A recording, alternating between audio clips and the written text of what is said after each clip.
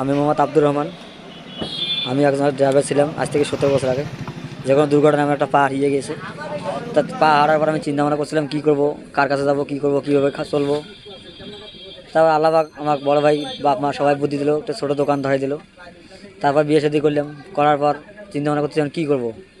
পরে বিয়ে সাথে বউ বললো ঠিক আছে আমরা স্বামী স্ত্রী দোকান করবো। ঠিক আছে তাহলে স্বামী স্ত্রী মিলে আমার দোকানটা করতেছি।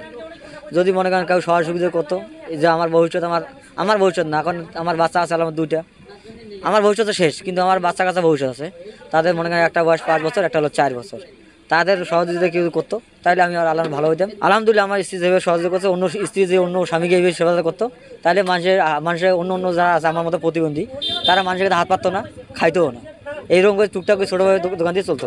আমার ব্যবসা হলো 20,000 টাকা। আমি মনে করেন যে বড় ভাইয়ের কাছে, বাবার কাছে, ভাইয়ের কাছে, আমার শ্বশুরবাড়ি থেকে আমার বউয়ের টাকা, সবাই কিছু টাকা নিয়ে 20,000 টাকা দিয়ে দোকান তৈরি করছি। আমার এই যে আমার বর্তমান চলতেছে, আলহামদুলিল্লাহ আমার সব কিছুর দায়িত্ব আমার বউয়ের। আমি কোথায় যাই না যাই, কী করি না, আমি কোথায় যাই না যাই, সেটা কথা আমার ছায়ার মতো আমার বউ আমার সবসময় পাশে থাকে। আমাকে কোথাও দূরে যেতে দেয় না, আমার সবসময় পাশে থাকে, বাইরে যেতে দেয় না। ওই স্বামী স্ত্রী দোকান করি, স্বামী স্ত্রী আবার আসি, একসাথে চলে যাই।